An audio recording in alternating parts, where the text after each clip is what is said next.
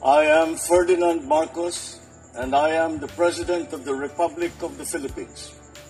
I stand today on behalf of 110 million Filipinos.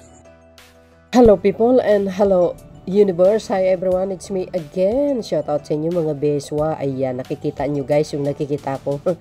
Alam nyo naman po, ang mahal na Pangulo mga kababayan, talagang on time laging na tumulong sapagkat kahapon pumunta po siya dyan sa Cagayan. Alam nyo naman, ito pagkatapos ng Christine Bagyo ay sumunod si Marcy. Ayan sabi po dito, tulong pinansyal na halagang 80 milyon at suporta mula sa mga ahensya ng pamahalaan gaya ng BIFAR, DSWD, NIA at DA ang inilapit ng pamahalaan sa Cagayan ngayong araw sa pangunguna ni Pangulong Ferdinand R. Marcos Jr. O, di ba guys? Sabi ko sa inyo umiikot talaga ang Pangulo pagdating pag ganitong klaseng mga sakuna, ayan, tingnan natin yung mga ibang highlights, okay?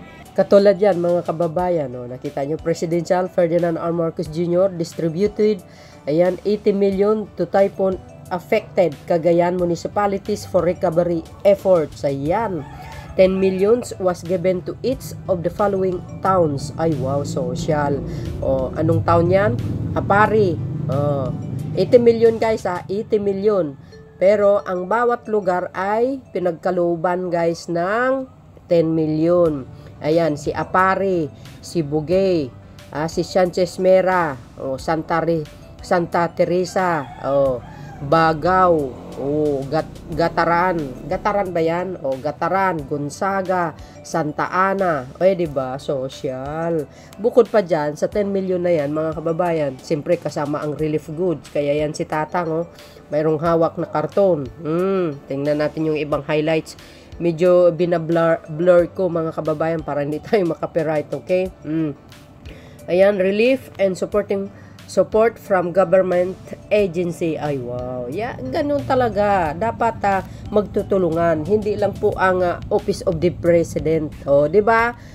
Lahat yan kumikilos. Sabi ko sa inyo talagang iwas kurako talaga mga kababayan, di joke lang. But anyway, ayan relief and support from government agency. Department of Social Welfare and Development, DSWD, distributed 1,800 food packs. Ayan, Bureau of Fisheries and Aquatic Resources, ayan, BFAR, provide 200 packs of 5 kg rice and 20 boxes of sardines. Alam nyo, sa mga past admin, wala po ako nakikita na ganitong klaseng mga ahensya ng gobyerno na talagang lahat sila tumulong. Ewan ko lang kasi wala po ako nakikita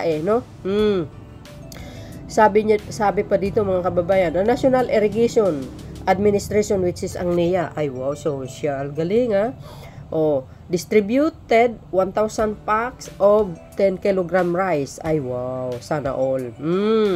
Department of Agriculture, ito maganda to rin. Si DA ay talagang hands-on tumulong yan mga kababayan.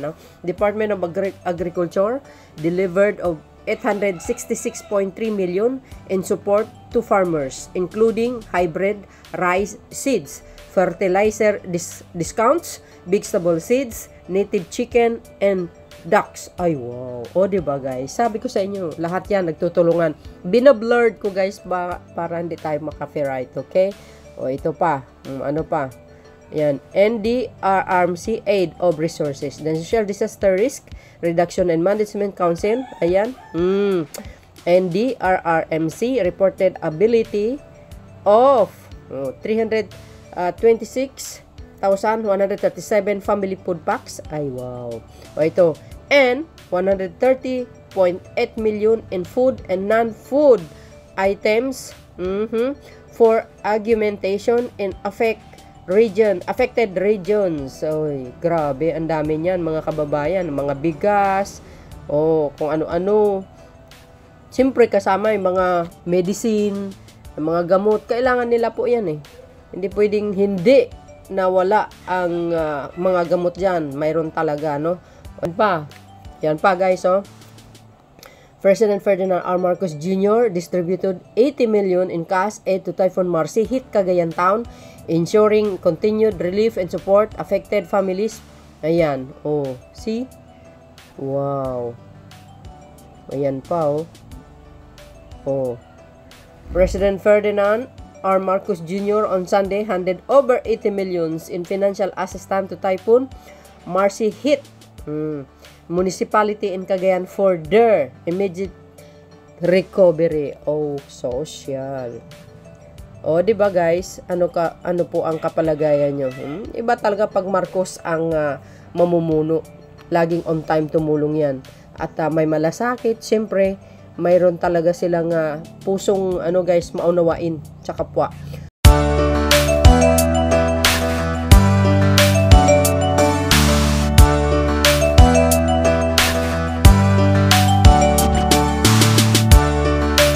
So yun guys, maraming salamat sa inyong watching. See you again on my next upload videos. Bye bye bye and babush. God bless Philippines.